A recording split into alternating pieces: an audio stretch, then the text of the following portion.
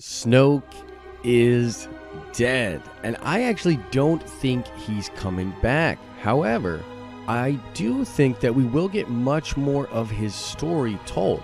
In fact, I think we need that backstory and an explanation for his power. In this video, I want to go over why I think this and why I believe that we will get it in some kind of material. Let's talk about it. What is up, YouTube? It's Josh. This is the Den of Nerds. If you love Star Wars the way I love Star Wars, subscribe to this channel. We do all sorts of videos about the galaxy far, far away. Oh, and shout out to Star Wars Column Farley 15, who got the nerd card question correct in my latest Star Wars Rebels video. You definitely know your stuff when it comes to Star Wars, so shout out to you.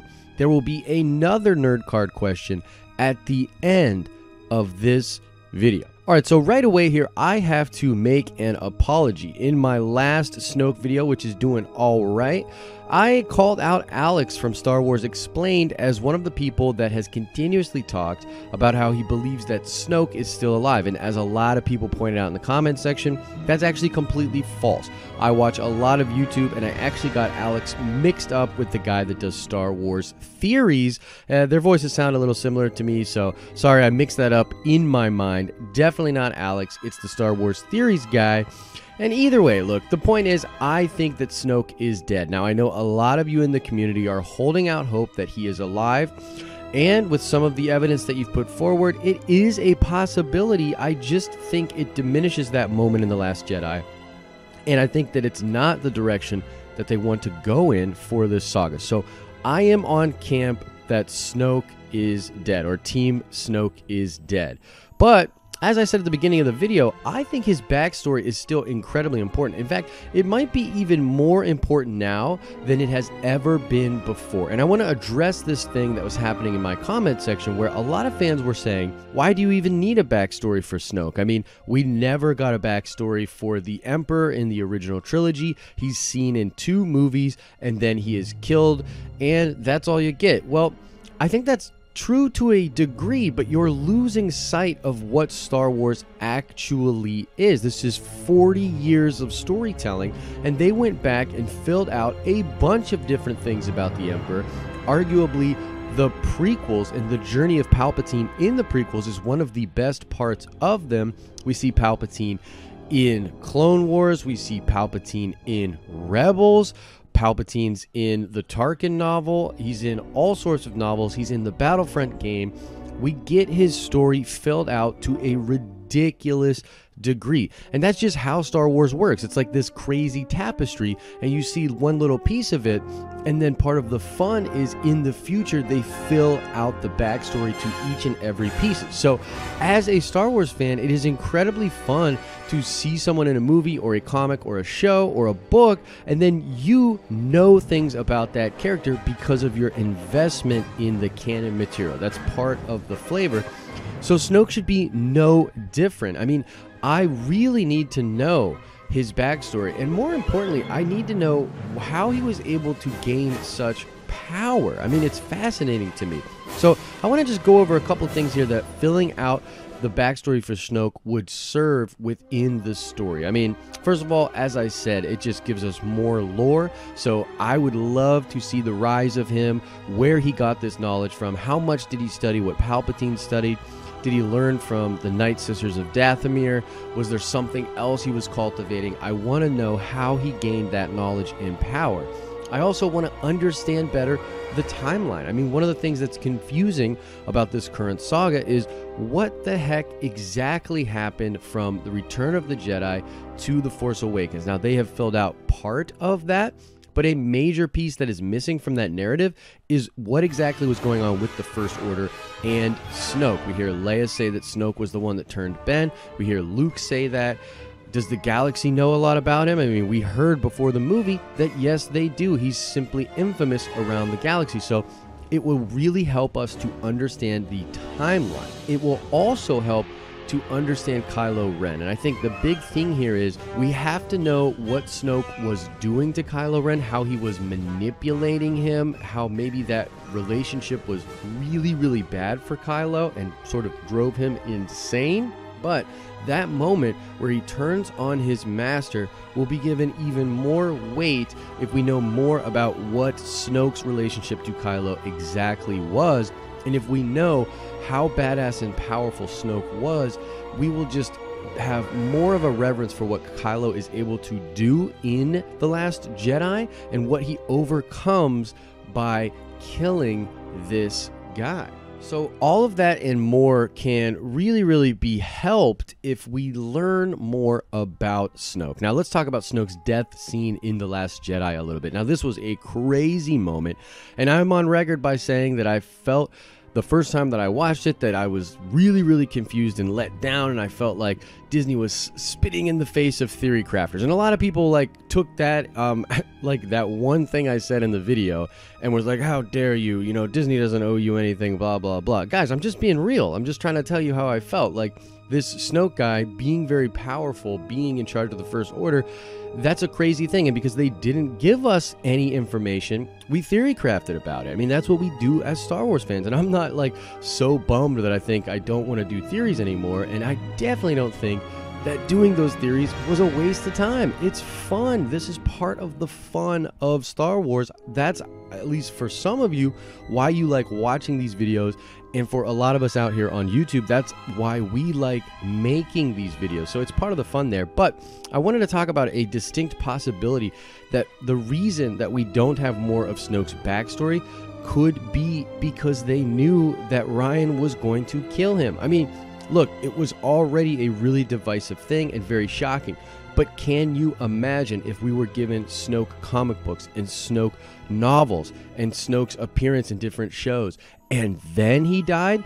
If they built him up even further, because arguably a lot of the buildup for the Snoke character was done by people in the fandom. So it is very possible that the reason Disney was holding back on telling more of the backstory was so that they didn't actually let people down in an even more severe way. And I actually really think that that could have been the reason. I do not think that Disney just has no idea who this guy is. I just don't believe that. If you know the people that are on the story group and you know the type of minds that work creatively for Lucasfilm, you know that these are people immersed in Star Wars. They know the lore very well, and they're storytellers. A lot of them are storytellers, whether or not they're actually writing movies or books or whatever. They're storytellers, so they have an idea and they know what Snoke is. I just think that because of what they were doing in the new saga, they held a lot of that back, and I think we will get it in the future. I mean, the novelization for The Last Jedi has been delayed. It is not coming out for a couple months here, and I think that we will get a lot of information in that book. But I think the reason that it's delayed is they are taking their time to really give a better picture of the peripherals of the story that we saw on the film. Now, similarly, the Thrawn novel, the new one, is being delayed as well, and it's a possibility that that does have something to do with the backstory of Snoke. They might be trying to fill out that narrative a little bit better. Now, let me explain something here. I think that Snoke is connected to something really, really dark. Now, before The Last Jedi, a lot of us were speculating that we thought Snoke was this dark presence that Palpatine was sensing in the unknown regions. This is mentioned in the Tarkin novel. This is mentioned in the Aftermath novels. They talk about how Palpatine sensed this thing out in the unknown regions. He thought it was the dark side itself. It was very, very strong, right? And so a lot of us thought, hey, maybe that's Snoke. Now, I actually believe that that thing, whatever it is, was something that Snoke was also after. And even if he is connected to it in some way, I do not think that he was that thing, and I don't think that him dying means that that threat or that evil out there is done. I think that's too good of a thread for them to just let go of.